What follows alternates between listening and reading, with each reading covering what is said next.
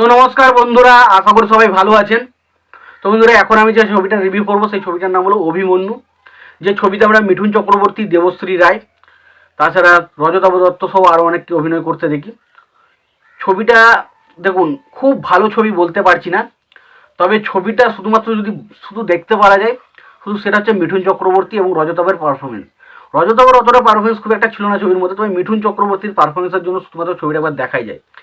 এবং তার পাশাপাশি এখানে অনেক বড় বড় অ্যাক্টর এই ছবিতে রয়েছে, যেমন তাপস পাল রয়েছে, যিশু সেনগুপ্ত রয়েছে, অনু রয়েছে, তারপরে দেবশ্রী রায়, মিঠুন চক্রবর্তী, বিশ্বজিৎ রায়, রজতাভ দত্ত, অনেক বড় বড় কাস্টিং নিয়ে কিন্তু ছবিটা কিন্তু বানানো হয়েছিল। তো ছবিটার দেখুন, খুব ভালো ছবি আমি বলতে পারছি না, তবে ছবিটার মধ্যে বেশ কিছু সিন রয়েছে যেগুলো খুবই ভালো লেগেছিলো, সেগুলো নিয়ে এখন আলোচনা করবো। তো আশা করবো ভিডিওটা খুবই ইন্টারেস্টিং হবে। ভিডিওটাকে আপনারা শেষ পর্যন্ত দেখতে থাকবেন, আর চ্যানেলটা যদি নতুন হয়ে থাকেন অবশ্যই চ্যানেলটি সাবস্ক্রাইব করে নিয়ে পাশে বেল আইকনটা অবশ্যই প্রেস করে দেবেন। তো প্রথমে যে বিষয়বস্তুটা আমি বলবো, যে অভিমন্যু এই ছবিটার যদি ছোট্ট করে গল্পটা বলি, তো মিঠুন চক্রবর্তী একজন সৎ পুলিশ অফিসার ছিল, কিন্তু একটা ভুলবশত তাকে তাকে মানে কিছু কারণবশত বা কিছু মন্ত্রীদের সাজেস্টে তার পরিবারের সবাইকে তাকে হারাতে হয়। তখন সে পুরোপুরি একটা অন্যরকম হয়ে যায়, এবং পরবর্তী সময় সে তাপস পালের বাড়ির সবাই অ্যাটাক হয়, সেই আক্রমণকারী সবাই মারা যায়, এবং তার বাড়িতে দেবশ্রী যায় এবং তার একটা মেয়ে বেঁচে থাকে, দেবশ্রী এবং তার মেয়ে বেঁচে থাকে, এবং সেই মুহূর্তে তাদেরকে পাহারা দেওয়ার জন্য অবশ্যই মিঠুন চক্রবর্তীর ক্যারেক্টারটা আসে, এবং সেখানে এসে দেবশ্রীর মেয়ের সাথে মিঠুন চক্রবর্তীর বন্ডিং সৃষ্টি হয়। এবং পরবর্তী সময় যখন আবার যে টেরারিজমরা তাদের উপর আক্রমণ করে, তখন সেই বিষয়টা সে কীভাবে মানে রুখে, এবং সেটাই দেখার মতো বিষয় হবে।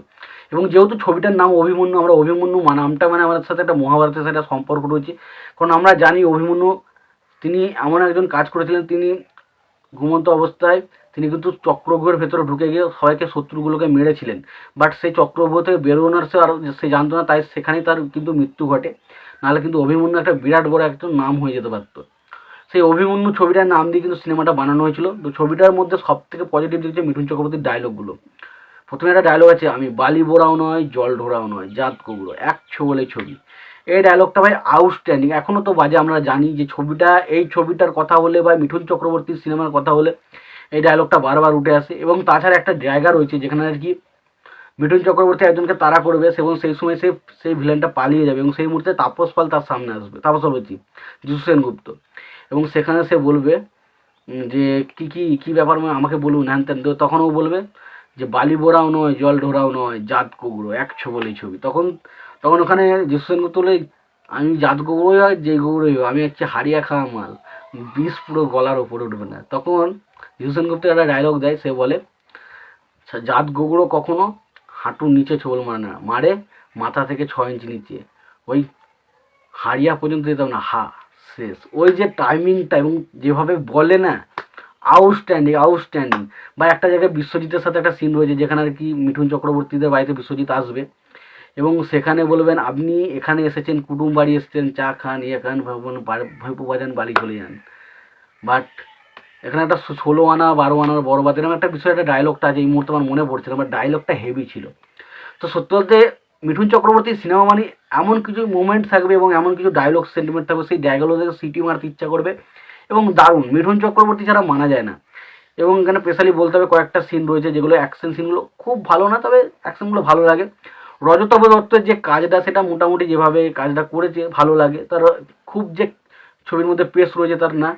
এখানে এখানে বেশিরভাগ দেবশ্রী রায়ের যে ক্যারেক্টারটা, স্পেশালি ইমোশনাল ক্যারেক্টার দেওয়া হয়েছে, বেশিরভাগ জায়গায় সে কষ্টের ক্যারেক্টার। তার ক্যারেক্টারটা দেখলে আমার কোথাও কষ্ট ফিল হবে। এবং পাশাপাশি সবচেয়ে যেটা আমার ভালো লাগে ছবির মধ্যে, সেটা হচ্ছে দেবশ্রী রায়ের মেয়ের সাথে মিঠুনের চক্রবর্তীর যে বন্ডিংটা, সেটা খুব ভালোভাবে ফুটে ওঠে। এবং ছবির গানগুলো বলবো না যে এক্সট্রা অর্ডিনারি কিছু হয়েছে, তবে কয়েকটা গান খুব ভালো ছিল। এমন একটা গান রয়েছে, গোলাপে আছে কাঁটা, জোয়ারে ভাটায়, ও কাঞ্চা রে, ও আমার কাঞ্চা রে, গানটা খুব ভালো। এবং তার পাশাপাশি একটা গান রয়েছে মিঠুন চক্রবর্তী এবং দেবশ্রীর মধ্যে, ওই গানটা ওই বন্ডিংটা খুব ভালোভাবে ফুটে ওঠে মেয়েটার সাথে মিঠুনের, এবং তার পাশাপাশি গানটা খুব সুন্দর। তো এগুলোই ছিল ছবির মধ্যে পজিটিভ দিক। নেগেটিভ দিকের গাদা রয়েছে, সেগুলো নিয়ে আর আলোচনা করছি না। তো যারা সিনেমাটা দেখেছেন তারা অবশ্যই জানেন, এবং যারা দেখেননি অবশ্যই দেখতে পারেন। আর যারা দেখেছেন তাদের কেমন লেগেছে জানিও। আর ভিডিও যদি পছন্দ থাকে লাইক কমেন্ট শেয়ার করে দিও। চ্যানেলটা নতুন হয়ে থাকলে অবশ্যই চ্যানেলটা সাবস্ক্রাইব করে নিয়ে পাশে বেল আইকনটা অবশ্যই প্রেস করে দিও। ভালো থেকো, সুস্থ থেকো, দেখা হচ্ছে পরের ভিডিওতে।